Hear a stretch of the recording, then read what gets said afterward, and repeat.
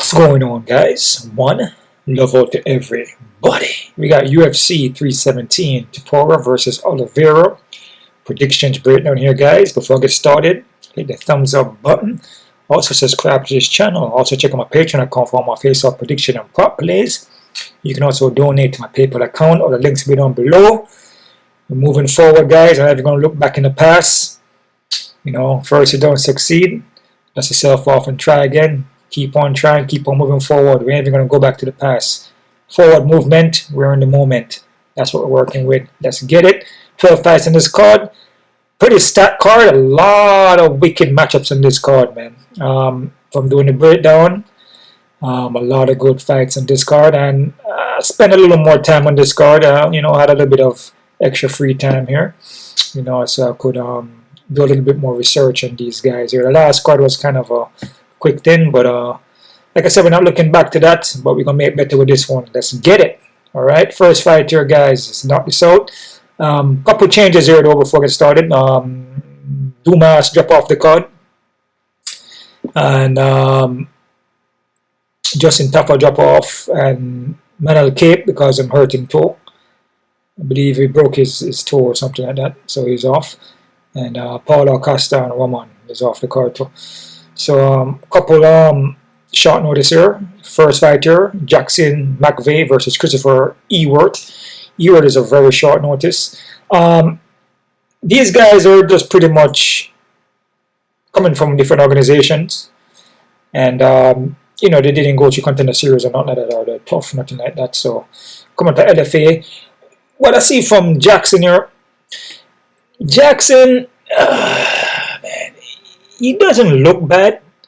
You know, he seems very well rounded from what I see from the footages.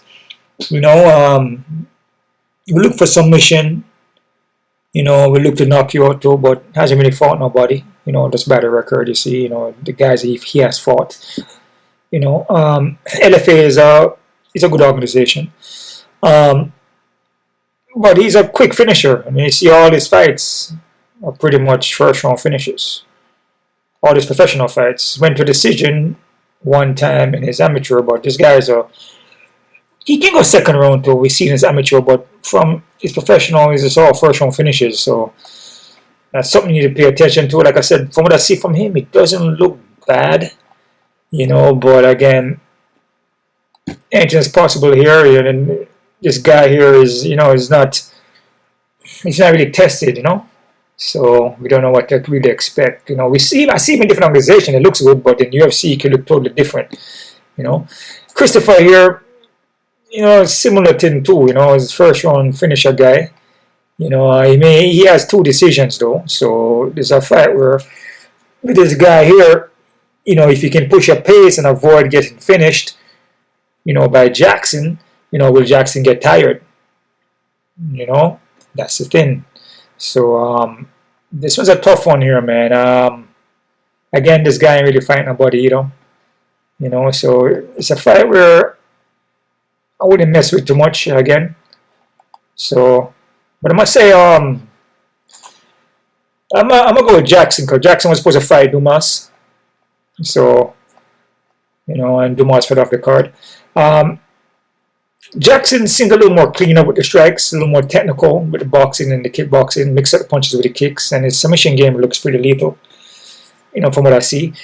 With Christopher seemed more like a straightforward kind of dude, hang out in the pocket and just let his hands go, more like a dog, walks you down, not the best footwork, bite down and just throw, kind of like brawling. So, you know, I mean, if he can get Jackson tired, you know, it's possible he could get a decision by Christopher, but I wouldn't mess with this one too much, guys. So I say Jackson by. I'm gonna say Jackson by submission in the first round. All right. Next fighter we got Jhonata Diniz versus Alvin Hines. With Diniz here. Diniz is a world-class striker here, out of glory. But his ground game, man, you know, it kind of suspect still. It seems like he's still working on it.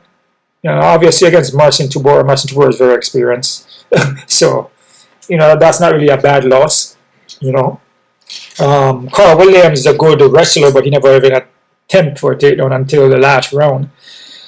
I believe Austin Lane even got Diniz down too in the first round or the second round. But Diniz can strike though, man. That's the thing. He can strike. He's under 5-inch reach. He's fighting a guy called Hines here, which Hines is making his short notice debut too. Straightforward guy, brawls a lot, wrestler. And that's pretty much it. But he's grindy and he's crafty, but he's hittable. And he can slow down in later rounds. But he will grind. Look for submissions, look for ground and pound, you know. Come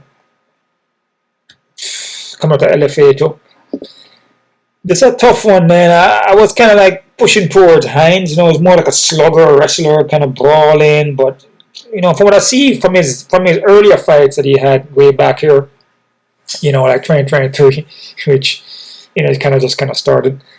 You know, he looked more like his cardio was better, and he seems more like his durability and his striking look a little better.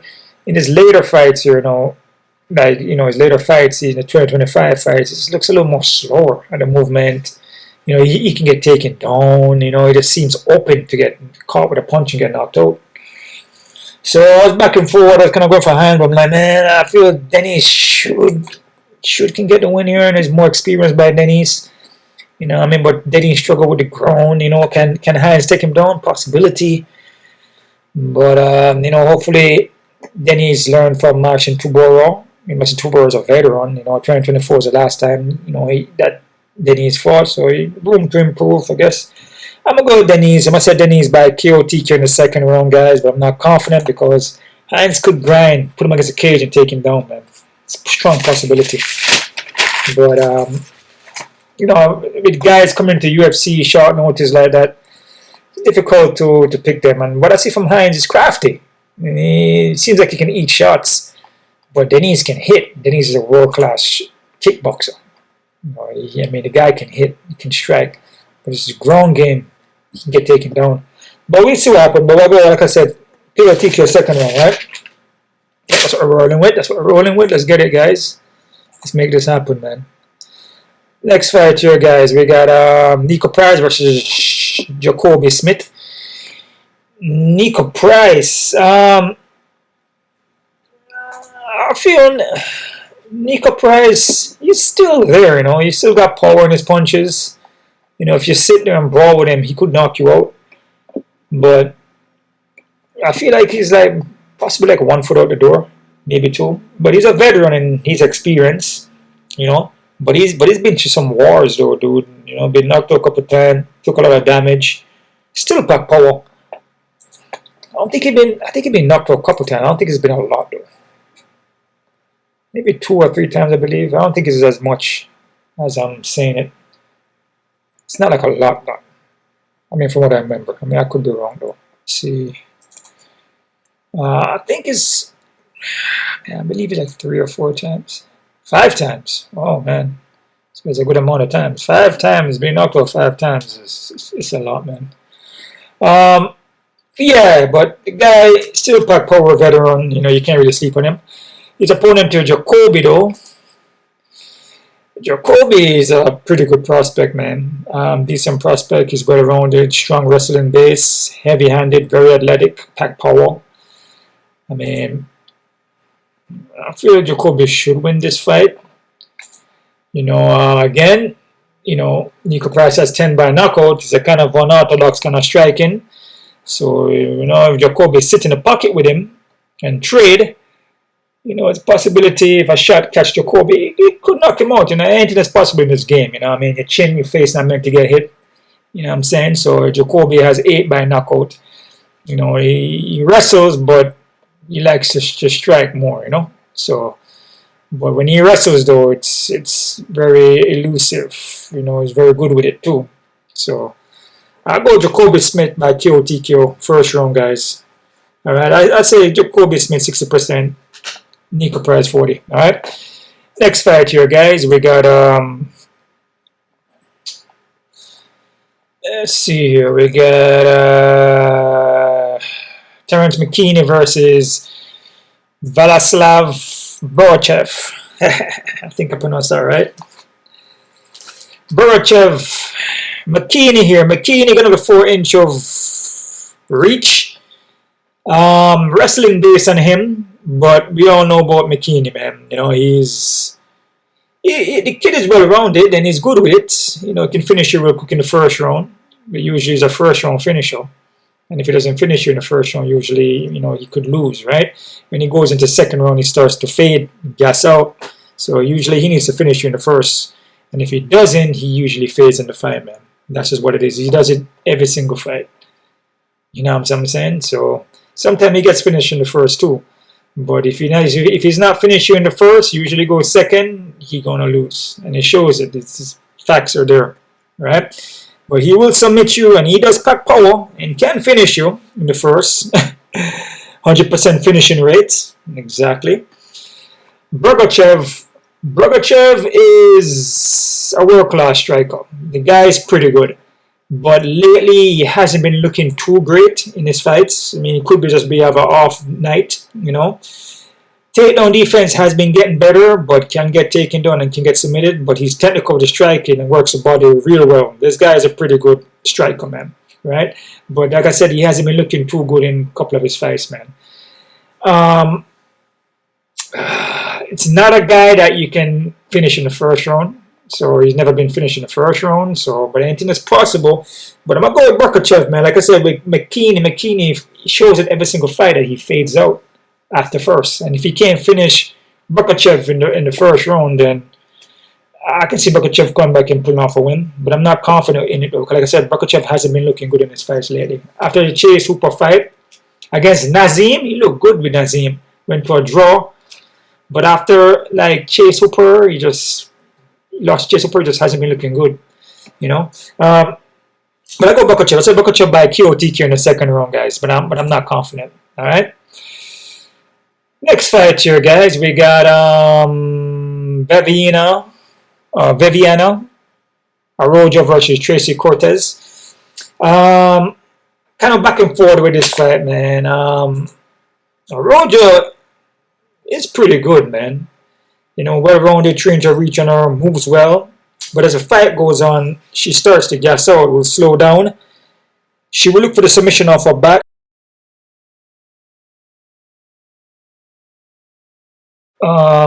But she's skilled, you know. 38 age, you know, age is a number, but it all depends on how you're performing. But from what I've seen from her against Karine Silva lacking stand-up. You know, her stand-up needs some little work there. Her ground game is good, and her gas tank needs some work. So that's how Arroyo pulled that fight off, mostly. Close fight, in my opinion, though. I felt it could have went either way. Yeah, man. This one is a tricky one here. Tracy Cortez took a short fight against Rose Namajunas. Very short, like 11 days. Wasn't prepared for that fight at all. So she ain't look good in that fight, man. She held her own against Rose. Was a short notice. Wasn't in shape. You could tell. You know, from what I've seen from Cortez, her training, she looks pretty good. She looks in good shape. She's working, ground, boxing, everything. Wrestling based on her as usual. Working the boxing.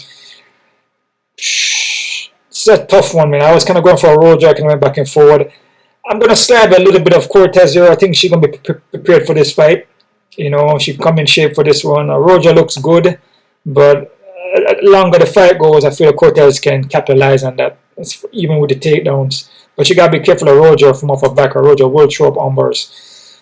All right, so I'm going to go Cortez. I'm going to say Cortez by decision. But again, women fight, like I always say, there's nothing guaranteed, even with guy fights, but women seem to drop the ball a lot. So, you know, but I'm going to push towards Cortez. I say Cortez by decision, 50-50. Next fight, we got Hyder Amil versus Jose Delgado. Hyder Amil, bro. This guy is a zombie. Dog. The epitome of a dog. Straightforward, goes for it, brawl. Takes damage though, but keeps coming forward recklessly. Relentless. Pressure, pressure, pressure. Wrestle you, take you down. Ground and pound. Let the hands go. This guy doesn't stop. Keep coming, man. Jose, on the other hand, Jose, you're going to have the 3-inch reach on him. Moves well. You know, the kid is well rounded.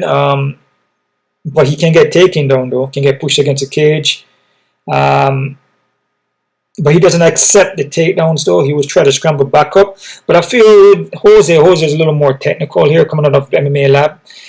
But there's just something that's telling me that, you know, that Hyder Amil is just going to push that pace on him, man. He's going to, like, keep coming forward, possibly even eat the shots from Jose. Jose looking to get back power, and hit pretty hard. You know, and Hyder never been finished. Beat William Gomes, split decision. Beat Jong Yong Lee, Fernie Garcia. You know, a little more experience on Hyder Amil's side here. You know what I mean? But it's a tough one to pick here. Jose gonna have the reach, but I just feel Hyder's gonna just push a pace on Jose. That Jose, you know, probably will hang in there. Could go to a split decision. Possibly could even catch Hyder coming in, because like I said, Hyder, you know, will just be reckless. But just I feel like that's just a little experience from Hyder, and just, you know, just the dog pressure. I don't know how Jose gonna hold up, but. And he probably could, but I must say Hyder by decision, guys. 50-50. Not confident. Next fight, we got Jacobe Smith versus Gregory Rodrigues. G-Rod. Jacobe Smith. Oh, man. Drop my phone there, guys. Drop my phone. Drop the phone. All right. Jacobe Smith there, guys. Jacobe Smith is... how can I say about this guy? He hasn't fought in a while. I mean that's one thing there. He's got the 4. Hold on there. He's gonna have. I think the reach is pretty much kind of same, close. Let's see here. Give me a second here, guys. Give me a second there, guys. 2-inch reach from Jacobe Smith. Now, Smith hasn't fought since 2023, though. And what am I doing here, guys? I'm like all over the place, man. Get it together, man. Get it together. I got it together. Let's get it, man. Let's get it. Where we at? Yeah, Jacobe Smith, experienced, skill, well-rounded, veteran. Not active, though. Both guys here possibly can get knocked out. I mean, both guys, you know, are not very durable. Rodrigues is not very durable either. Hold on. Last fight from Joe Pfeiffer was 2020. Hold on there. So last fight, okay, last fight from Hermershman was 2024. Okay. But before then, it was 2022 against Doman Delancey, which he lost. So he came back and beat Joe Pfeiffer, but Joe Pfeiffer, you can see that he's still in, you know, he's still in the works. You know, I said Jack is experienced. Jacobe Smith here, 3 by knockout loss, 11 by knockout though. He will finish here. He's a very experienced guy. Gregory Rodrigues been knocked out 4 times in a 3-round fight though. With Gregory Rodrigues will fade as the fight goes on, especially if it's a 5-round fight, like we see how he fade, you know, against Gerard Cannonier. You know, he was beating Gerard Cannonier all the way to the 3rd round, and then to the started to fade off in that 3rd. Rodrigues is well-rounded, but will gas out. Let me see here. Especially if it's a 5-round fight, BJJ black belt, pop power, active. This guy is pretty active, been fighting a lot. Tough fight here to call. I just feel like it's a 3-round fight. I feel Rodrigues, you know, possibly can get a win here, but you know, it's not confident pick here, guys. I'm gonna say Rodrigues by KOTK in the 2nd round, but I'm not confident. I feel Rodrigues should learn from the Cannonier fight, and again, there's only a 3 rounds, so we're gonna push towards Gregory Rodrigues here. See what happened with that, guys. All right. KOTK 2nd round. Let's go. Next fight, Payton Talbot versus Felipe Lima. Payton Talbot is back. The kid is skilled, man. You know, I watched over the fight again with him and Ronnie Barcelos, man. The thing about that is that Payton, he's skilled, but there's some skills that he's lacking, especially takedown defense. Especially also when he's striking, sometimes he can be a little bit erect, like his head is straight up, his body is straight up, and he's just coming straight at you. So there is no bend in the knees, there is no like any awareness of defending the takedowns, sprawling, right? So the fact that he's so erect up, like straight up in the air like that, he don't really have the time, by the time the guy shoot, he's already on his back because his fight so tall up, chin is up, body is so tall up, like I said, he's lacking some experience, some skills. Head can't get straight up in the air, body straight up, which will make the takedown easy.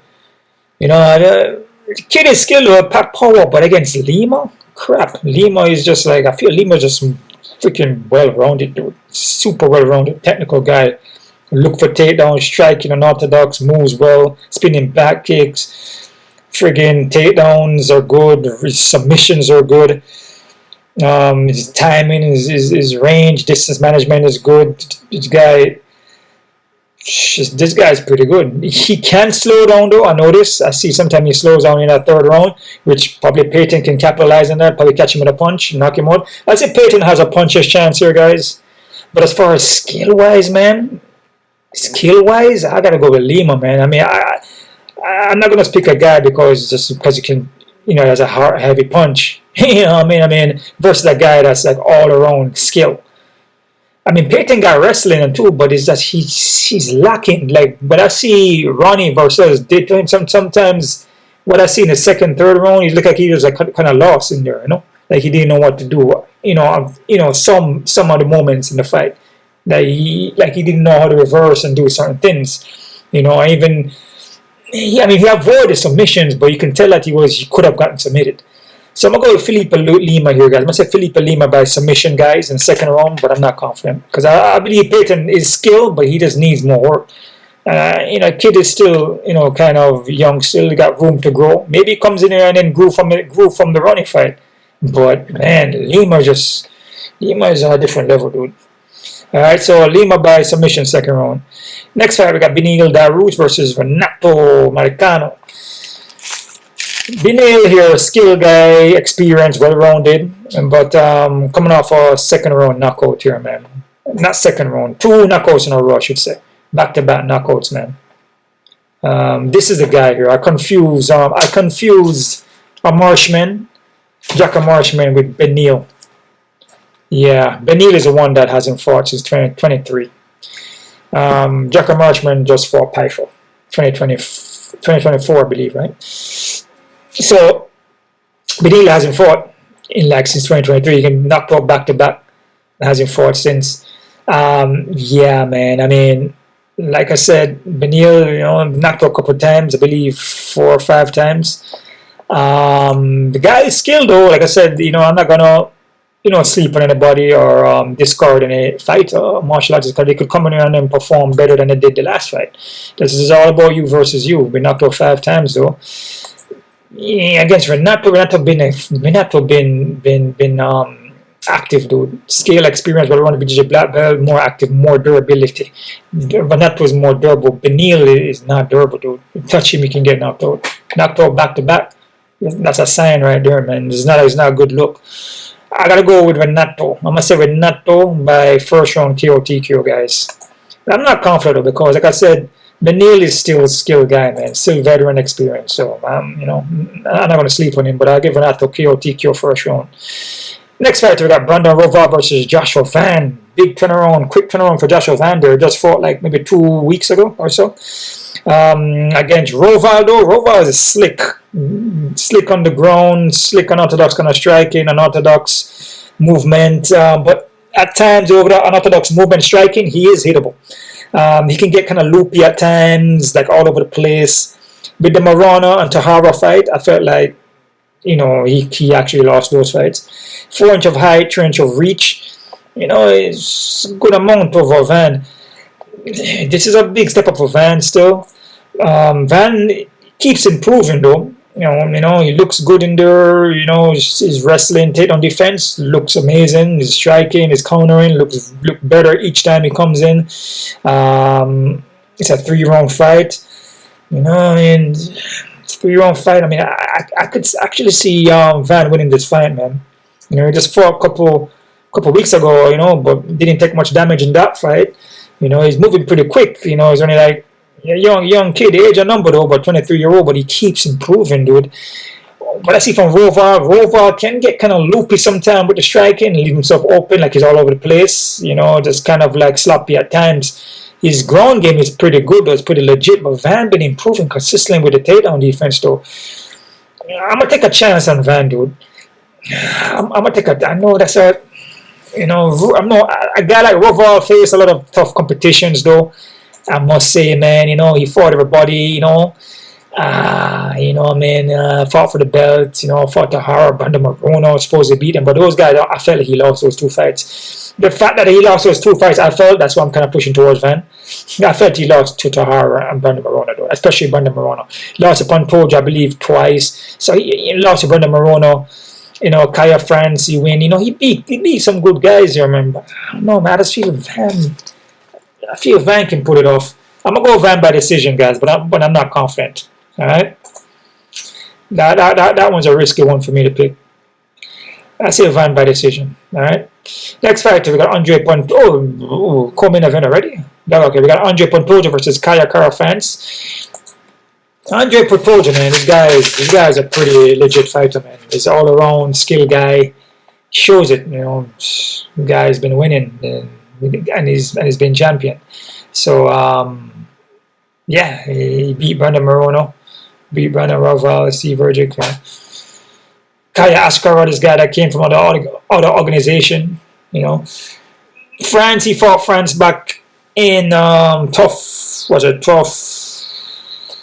24. I face the same outcome.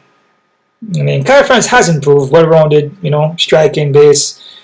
The ground, though, I think Pantoja just has an edge over him on the ground still.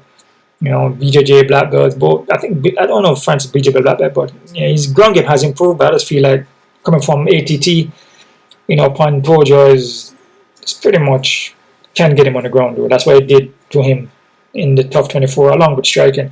I gotta go with Pantoja. I'm gonna say Pantoja by submission, guys, 2nd round. And main fight in the card, Ilia Topuria versus Charles Oliveira.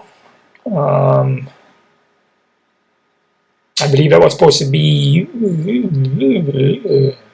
It's supposed to be Manuel... Hold on. Okay, it's supposed to be Manuel K versus Brandon Moreno. So that's why Van is in there. Alright. Short notice for Van, though, but he just come off a fight, though, like 2-3 weeks ago. So the guy should be ready. So Charles Oliveira, Ilia Topuria. Ilia Topuria is moving up to 155. I guess the 145 belt vacant. He left that, and then obviously Volkanovski picked it up. Won. You know, he won that fight against Diego Lopes. But Topuria is fighting at 155. I believe he fought at 155 before, though. Right? Wrestling, boxing looks good. You know, work the body. Against Oliveira, though, Oliveira is no pushover, though, man. Charles Oliveira is a super veteran, dude. Super veteran. 5 inch of reach, 5 inch of height. Gonna be hovering over him, man. Well rounded. Will freaking submit you. He's deadly on the ground, man. Venus flytrap on the ground, bro. This guy is pretty skilled. So this is for the 155. It's a tough one, guys. I don't know. I mean, I'm liking Topuria, but Oliveira. I would say I think Oliveira can beat Topuria anywhere, no, stand up and on the ground, especially the ground. But Topuria wrestling is pretty good, defense pretty good. But Oliveira gonna have to reach and hide over him. something in my head is telling me Oliveira, but I feel Topuria's boxing, stand up, it's gonna make a difference here, along with the wrestling that he has and the takedown defense. I think Oliveira gonna have a hard time taking him down. Oliveira will hit him with elbows and freaking knees in the clinch, dude. that shoot boxing would bust him up in the clinch, dude. Cut him up with the elbows and knees. But yeah, it's a tough one. I'm gonna go with Topuria, guys. I mean, I have Topuria here in my notes. I feel the boxing from him is gonna make a difference. I'm gonna say Topuria KO TKO second round. You know, Oliveira can get knocked out. He can get finished. And he was known for that way back in the days, but he hasn't proved that though. Way back in the days when you used to tag him up, especially when you knock him down, yeah, I don't want to say he gave up, but he would just fade. You know, he wouldn't try to come back. He'd been knocked out 4 times. You know, there's a time when he was like that. You know, you could touch him up against like Paul Felder, like similar fight, Ricardo Lamos, like certain fights. He was just like he wasn't in it, and he was like, after that. After the Paul Felder, he started to change up. You know, when you tag him up, you hit him. You know, he look like he's gonna be out, but then he comes back. So he shows, you know, that that he has improved that part of his game. So we will see here. You know, maybe Topuria hit him with good shots, and you know he may get hurt, and then he recover like he usually been doing lately. But I'm gonna go Topuria by KO TKO second round, guys. I'm not confident though. Quick look at the odds here, guys. See what we're working with. Them crazy odds. Crazy odds.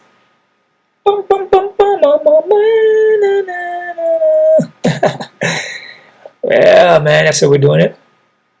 That's how we're doing it. Cage Warriors. How's a Cage Warrior going on? Oh, man. And Aiden Lee. Okay, let's see what we're working with here. Okay, Christian Ewerts. Oh, they got Christian they got Ewert at 160. What? And they got Jackson at underdog? Interesting. So they're kind of high on Christopher. I guess Christopher beat that dude. That's supposed to be like upcomer prospect guy. Who did he beat? AJ Chambers? No, it wasn't AJ Chambers. There's a guy that he beat there. I mean, the UFC had the eye on him too, but I guess because he lost. So they're high on Christopher, huh? He beat Reyes Watkins. So Jackson is underdog. Wow. I like in Jackson though. I like what I see from Jackson more than I like that I see from Christopher. Sure, Jackson is more well-rounded. Christopher is more dog-like. Will just walk you down, not much footwork, and just keep a pace on you. I like Jackson, but this fight, like I told you guys, is like kind of like a toss-up, man. All right. Diniz and Hines. Diniz is 340. I disagree with that. Hell no. The fact that Diniz can get taken down and his ground game is not that great, I'll be careful with this one. Because Hines' wrestling doesn't look bad. So this fight was an even fight in my book, man. I was kind of back and forward. I was kind of going for Hines. You know, but I was like, Diniz, you know, should be better here. You know, more experience here and there. But I'll be careful with that one. No way Diniz should be 340, man. I could see why, because Hines come from a different organization. You know, it's not really that proven, but still, the wrestling, the ground game, not that great from Diniz. Jacobe Smith, 2,500 against Nico Price. I feel Smith should win. I have him as a favorite. I have him as not favorite, but a confident pick. But we always see how these fights go, man. You know, guys like 2,500 and all these things, they usually drop the ball. But Smith should win though. But odds on him is super high. But he should win though, man. He should beat Price, bro. But I wouldn't mess with it because anything can happen. Anything is possible, guys. Remember, it's a fight. The guys going in there and throwing their hands. Man. At the end of the day, it's a fight, man. And these guys gonna go swinging. And if you know, anything could happen. I mean, Smith could come in here, something maybe off with him. It could be an off night, and Price hit him with something, with a punch, and he just goes out. There you go. There you go, your 2,500, man. Be careful, guys. Tracy Cortez, Viviana, the high-end Tracy. I disagree with that because Viviana is not a bad fighter, especially for women fight. Nah, I have Cortez as a slight favorite, but not at 22 negative 225 though. 260, 275, you know? No way, dude. Careful with that one. Terrence McKinney, I got Terrence McKinney on 180. Hell no. Terrence McKinney should not be a favorite, dude, because he doesn't handle a shot a punch well. He can gas out real quick. If he doesn't finish in first round, he's done. If you read up on him and read up his stats and watch how he fights, you see that you're just gonna last first round. You push a high pace with him so he can gas himself out in the first round, avoid him submitting you or knocking you out. No way, man. I'm liking Borshchev. I think Borshchev can put him in deep water and drown him. And I know that those guys are watching footage, especially Raya Faber and those guys, Team Alpha. They're watching footage and say, hey, man, Terrence McKinney, you know, he gasses out, dude. just move around with him, touch him up, avoid him getting knocked out, make him gas himself out and put him in deep water. He work, and then he work his body, because that's what Makhachev does. He works his body. He busts up on the body, and that's it, and he crumble. So I disagree with 180 for Terrence. I like him, Makhachev. G-Rod and Giacomo. G-Rod is 192. Yeah, I mean, kind of in a sense, but this fight, you know, both guys are not durable, dude, and Giacomo is a veteran and he's experienced, and he shows against Piper, so I'll be careful with this one. I give G-Rod a little bit of edge, but not so much, man. I feel the odds on him a little too high, too. Hyder Amil, Jose Delgado, high-end Delgado? Wow. So they feel like Jose going to win this fight, huh? I'm liking Hyder Amil, man. I can see Jose winning, though. You know, rangy, you know, strikes are not bad. Hyder can get, you know, just kind of running the shots sometimes, but he's just a dog and a durability, and he finds a way to win. So, yeah, I'm liking Hyder Amil, man. You know, it's a picky poison. Royval, Joshua Van. Okay, they're giving Joshua Van respect on this one, so pretty much even fight. So they're respecting Van on this. Okay, I like that. But I'm liking Vando on this one. Benil Dariush and Renato is favorite. Some sides have him as even, and DraftKings have 162, and other sides have even. Yeah, I mean, like I said, I wouldn't sleep on Benil Dariush. That's why I say it's an even fight, so it pretty much should be even. Alexandre Pantoja KO. Pantoja is a good favorite. Yeah, I feel Pantoja should win. I mean, he beat him way back in tough, and it shows that, you know, what France' weakness when they fought was grown, you know, somebody stand up to, so it should be the same thing, you know. Charles Oliveira and Topuria, whoa, Topuria is 400 and something. I freaking disagree with that. Fighting at 155. Charles Oliveira is slick veteran with submissions, nasty submission game, and strikes, like, keep coming forward. Elbows, knees, shoot boxes style. I mean, Topuria good, you know, but not at 400 though. Be careful with that, guys. I'd be careful with that one, man, because Charles Oliveira could win. I was kind of back and forth this one, but Charles Oliveira can win this fight. He has the techniques, experience, veterans to win it. Topuria is good, his boxing is good, but Charles will find a way to win, man. And the new improved Charles, like, you know, you hit him, he doesn't just shell up. He will come back. Back in the days, he wouldn't. You know what I'm saying? So like what we see when he fought his last fight there. He did get hurt in that fight. And he usually does get hurt in the fight when he fought Michael Chandler. And in a lot of his fights, he does get hurt, dude. He does get hurt, and then he goes out. But usually against Michael Chandler, back in the days, if he fought Michael Chandler hurt him, I guarantee Michael Chandler would have won that fight. But he's learning to compose himself and recover. So I will be careful with this one, guys. Alright? So that's it right there, guys. My odd breakdown. Leave the comments down below. I love the comments, you know.